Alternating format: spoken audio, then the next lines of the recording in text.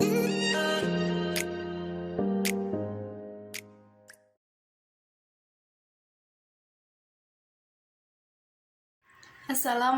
warahmatullahi wabarakatuh. Perkenalkan, nama saya Nas'atul Khairiyah, MPM 1804040069, Prodi Ekonomi Syariah kelas A.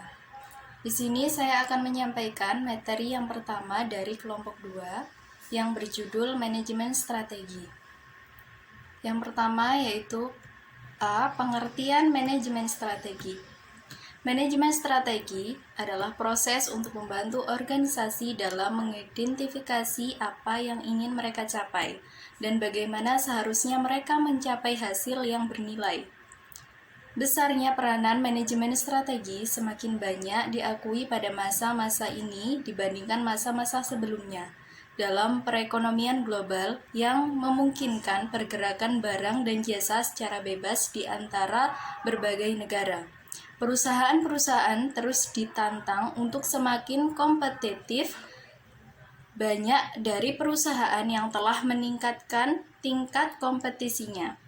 Ini menawarkan produk kepada konsumen dengan nilai yang lebih tinggi, dan hal ini sering menghasilkan laba di atas rata-rata. Dari definisi tersebut, terdapat hal penting yang dapat disimpulkan, yaitu yang pertama, manajemen strategi terdiri atas 3 proses.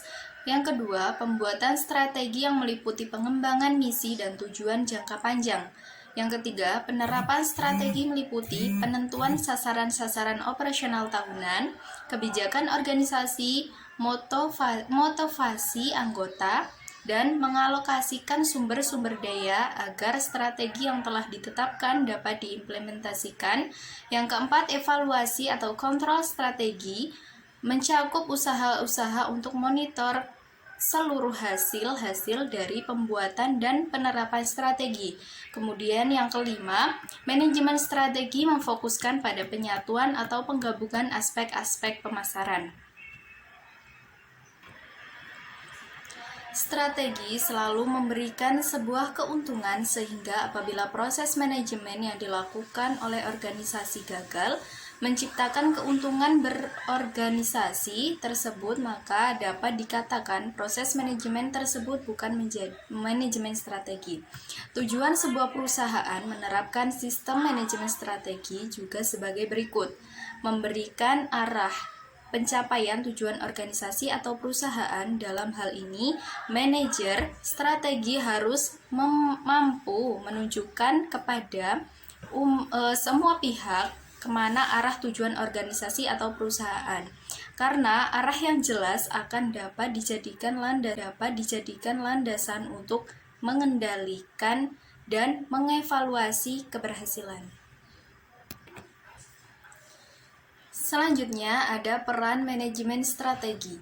Manajemen strategi ketika diimplementasikan dalam suatu organisasi, maka setiap unit atau bagian yang ada dalam organisasi tersebut dapat melaksanakan tugas dan tanggung jawabnya sebaik mungkin, apalagi melihat perkembangan zaman sekarang ini, di mana setiap organisasi perusahaan telah melakukan ekspansi pasar guna mendapatkan keuntungan yang banyak.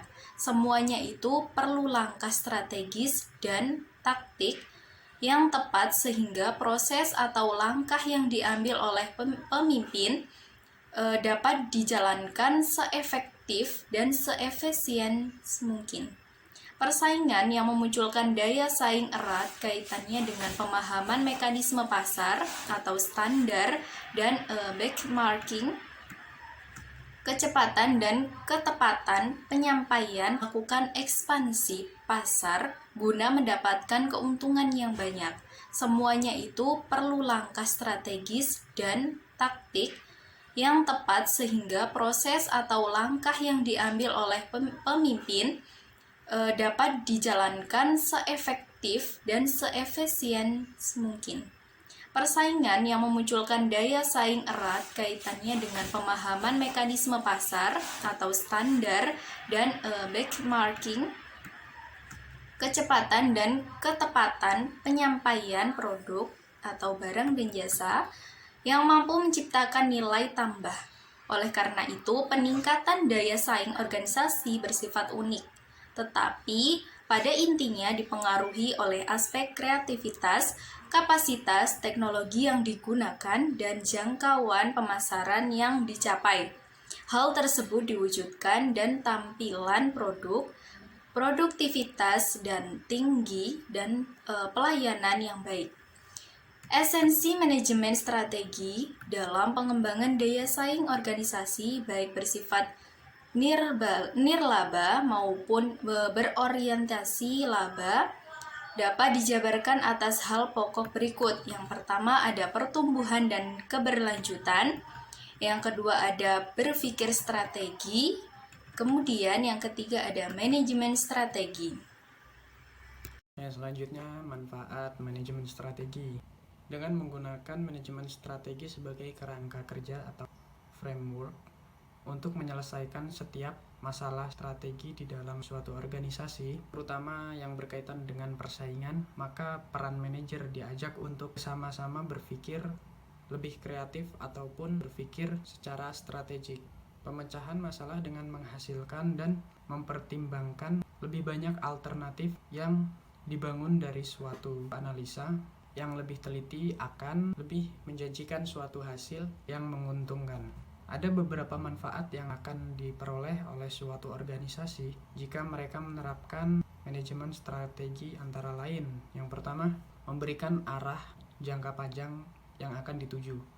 Jadi, sebuah organisasi yang menerapkan manajemen strategi tidak akan kehilangan arah tentang apa yang akan diciptakannya, tentang apa yang akan dilakukannya di masa mendatang. Yang kedua, membantu organisasi beradaptasi atas segala perubahan-perubahan yang mungkin terjadi. Jadi, dengan menggunakan manajemen strategi ini, sebuah organisasi istilahnya tidak akan merasa kaget ataupun merasa terlalu dini untuk mengalami sebuah perubahan-perubahan. Yang ketiga, membuat suatu organisasi lebih efektif. Jelas, dengan adanya manajemen strategi, sebuah organisasi akan lebih terarah dan juga efektif, dan akan sangat meminimalisir terjadinya suatu tindakan yang tidak diperlukan. Yang selanjutnya, mengidentifikasikan keunggulan komparatif suatu organisasi dalam menghasilkan lingkungan yang semakin beresiko, yaitu sebuah organisasi akan tahu kadarnya di mana, akan tahu bahwa dirinya layak atau tidak bersaing di sebuah lingkungan yang memiliki resiko persaingan yang tinggi. Jadi suatu organisasi tersebut akan lebih berhati-hati dalam melangkah ataupun melakukan sebuah perubahan-perubahan. Yang selanjutnya, aktivitas pembuatan manajemen strategi akan mempertinggi kemampuan perusahaan untuk mencegah munculnya masalah-masalah di masa mendatang. Tentu saja dengan adanya manajemen strategi, sebuah organisasi akan bisa lebih mengukur kemampuannya dan tentu saja akan lebih mengetahui potensi-potensi yang akan terjadi di masa mendatang. Untuk itu, sebuah organisasi itu pula akan lebih bisa mengkondisikan seberapa resiko yang akan dia dapatkan dan akan meminimalisir terjadinya masalah-masalah yang tidak diinginkan. Yang selanjutnya, keterlibatan anggota organisasi dalam pembuatan manajemen strategi akan lebih memotivasi mereka pada tahap pelaksanaannya. Jadi, anggota-anggota dalam sebuah organisasi yang ikut andil dalam pembentukan sebuah manajemen strategi, mereka akan lebih paham tentang kinerja yang mereka lakukan. Tentu saja akan menjadi nilai tambah bagi mereka dalam menjalankan sebuah organisasi tersebut. Yang terakhir, aktivitas tumpang tindih akan semakin berkurang, ya karena adanya sebuah manajemen. Jadi segala sesuatu yang akan dilakukan akan termanajemen sebaik mungkin dan tidak akan terjadi saling tumpang tindih, yang mana jika itu terjadi maka akan sangat berpengaruh bagi kinerja organisasi tersebut. Selanjutnya yang D, langkah dalam pengembangan organisasi. Langkah pertama, manajemen perlu secara detail mengidentifikasi aktivitas yang perlu dikerjakan baik langsung maupun tidak langsung. Langkah yang kedua yaitu untuk menganalisis profil atau postur organisasi. Yang pertama-tama dilakukan adalah mencari keterkaitan dari berbagai aktivitas rantai kegiatan tersebut. Langkah yang ketiga yaitu mencoba mencari strategi potensial yang mungkin dapat ditemukan di antara output yang dihasilkan setiap aktivitas yang dimiliki oleh organisasi. Kemudian poin kedua yaitu membantu perusahaan atau organisasi beradaptasi pada perubahan-perubahan yang terjadi. Jadi dari perumusan yang pertama itu memiliki strategi seperti ini. Untuk beralih ke strategi yang selanjutnya itu ada adaptasi ataupun penyesuaian diri ataupun penyesuaian dari karyawan perusahaan itu ke perubahan yang selanjutnya menjadi yang lebih baik. Kemudian yang ketiga, membuat suatu perusahaan atau organisasi menjadi lebih aktif. Ya, memang benar, karena ada manajemen strategi itu untuk membuat schedule ataupun konsepan ataupun rancangan pekerjaan yang akan dilaksanakan sebagaimana itu menjadi sebuah program kerja di sebuah perusahaan tersebut. Jadi ketika ada karyawan yang datang itu tidak nganggur dan ada kegiatan yang bertahap. Jadi menjadi sebuah perusahaan yang aktif dan karyawan pun tidak nganggur gitu. Kemudian yang keempat, mengidentifikasi keunggulan komparatif suatu perusahaan atau organisasi dalam lingkungan yang semakin beresiko. Yang kelima, aktivitas yang tumpang tindih akan dikurangi. Yang keenam, keengganan untuk berubah dari karyawan lama dapat dikurangi. Ketertiban karyawan dalam perubahan strategi akan lebih memotivasi mereka pada tahap pelaksanaannya. Yang terakhir, kedelapan, kegiatan pembuatan strategi akan mempertinggi kemampuan perusahaan atau organisasi tersebut untuk mencegah munculnya masalah di masa mendatang. Nah, adapun tahapan kegiatan untuk menjalankan strategi yaitu pertama, perumusan strategi, yang selanjutnya perencanaan tindakan, yang ketiga implementasi, dan yang terakhir yaitu evaluasi. Baik, saya akan melanjutkan poin yang selanjutnya yaitu manfaat dan risiko manajemen strategi. Secara umum, manfaat dengan menggunakan manajemen strategi ialah sebagai suatu kerangka kerja atau framework untuk menyelesaikan setiap masalah strategis di dalam organisasi, terutama berkaitan dengan persaingan.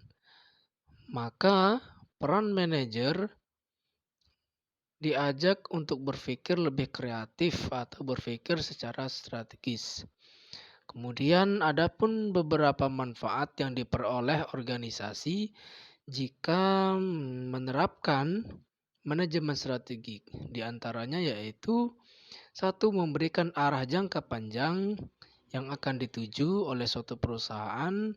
Kemudian yang kedua, membantu organisasi untuk beradaptasi pada perubahan-perubahan yang terjadi dalam perusahaan. Selanjutnya, membuat suatu organisasi itu menjadi lebih efektif. Kemudian manfaatnya ialah untuk mengidentifikasikan suatu keunggulan komparatif suatu organisasi dalam lingkungan yang semakin penuh dengan risiko. Selanjutnya, aktivitas pembuatan strategi itu akan mempertinggi kemampuan perusahaan untuk mencegah munculnya atau timbulnya berbagai masalah di masa mendatang. Kemudian, dengan adanya keterlibatan anggota dalam organisasi, dalam pembuatan strategi, manfaatnya akan lebih memotivasi mereka pula pada tahap pelaksanaannya. Aktivitas yang tumpang tindih akan terkurangi dengan adanya manajemen strategi. Dan yang terakhir, dengan adanya manajemen strategi ini, maka manfaatnya ialah keengganan untuk berubah dari karyawan lama dapat dikurangi. Dalam manfaat ini tentu ada risiko yang harus dihadapi ya. Dalam proses manajemen strategi yaitu yang pertama, waktu yang digunakan oleh para manajer dalam proses manajemen strategi ini memungkinkan mempunyai pengaruh negatif pada tanggung jawab operasional khususnya.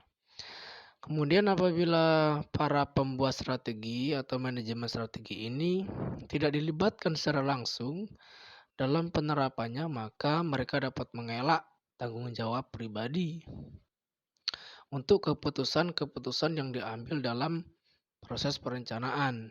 Dan yang terakhir, akan timbul kekecewaan dari para bawahan atau karyawan yang berpartisipasi dalam penerapan manajemen strategi karena tidak tercapainya tujuan dan harapan mereka sebagaimana yang telah direncanakan di awal.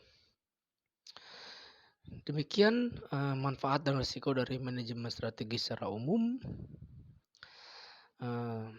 Sekian dari kelompok kami yang bisa kami sampaikan dari makalah ini. Semoga dapat memberikan manfaat bagi kita semua. Sekian dari kelompok kami. Kami akhiri. Wassalamualaikum warahmatullahi wabarakatuh.